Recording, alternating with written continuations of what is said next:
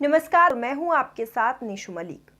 देखिए हमारी यह खास खबर। ग्लोबल रेस्क्यू फाउंडेशन एक नागरिक समाज संगठन है जो विशेष रूप से संग्रहालयों और विरासत सुरक्षा पर आपदा प्रबंधन के क्षेत्र में काम कर रहा है। हम एक कार्यक्रम विराट की सुरक्षा शुरू कर रहे हैं। 24 और 25 फरवरी 2023 को राष्ट्रीय आपदा प्रबंधन प्राधिकरण के दिशा निर्देशों के तहत संग्रहालयों की सुरक्षा पर पूर्ण समाधान खोजने के लिए हम IIT रुड़की के साथ पहला कार्यक्रम आयोजित कर रहे हैं। मैं RN Singh global rescue foundation defence colony का प्रबंधन ट्रस्टी हूँ।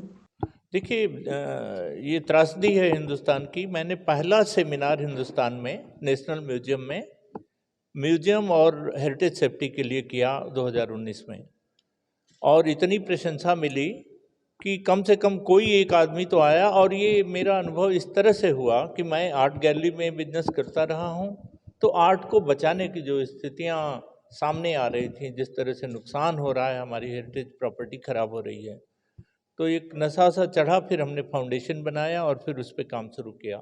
अभी हम 2023 में ही, अभी फरवरी 23-24 को IIT रुड़की के साथ मिलकर एक सेमिनार कर रहे हैं, जिसमें सारी किस तरह से बचाने की टेक्नोलॉजी और किस तरह से उसका सिस्टम डेवलप किया जाए, इस पे हम लोग डिस्कशन करने वाले हैं। और कुछ जो रिजल्ट निकलेगा वो माननीय प्रधानमंत्री को सौंपा जाएगा। शायद उनके कहने के बाद हर म्यूजियम अपने अपने डिजास्टर मैनेजमेंट प्लान बनाना शुरू करें और उनकी सुरक्षा के जितने मापदंड हैं वो शुरू किए जाएं। क्या देखा अब तक जो आपने देखा है म्यूजियम से या हेरिटेज में, क्या देखा है जो टूटा फूटा आपको मिला?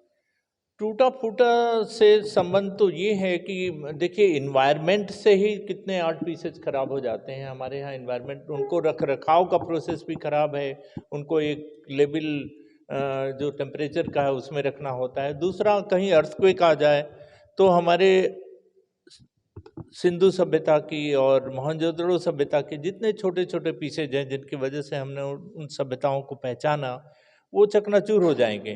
तो जो रखरखाव का मापदंड है वो इतना खराब है कि उसको सुधारने की ज़रूरत है।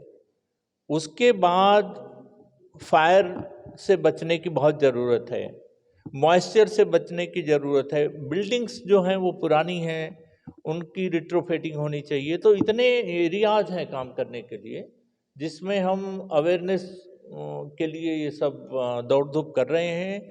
और जितने स्टाफ हैं वो लोग भी प्रॉपर ट्रेन नहीं है, उनकी सेंसिटिव ट्रेनिंग होनी चाहिए जिससे वो समझ सके। मतलब एक तरह से आप शुरुआत कर रहे हैं इस चीज़ की। एक शुरुआत, तब आप अकेले थे?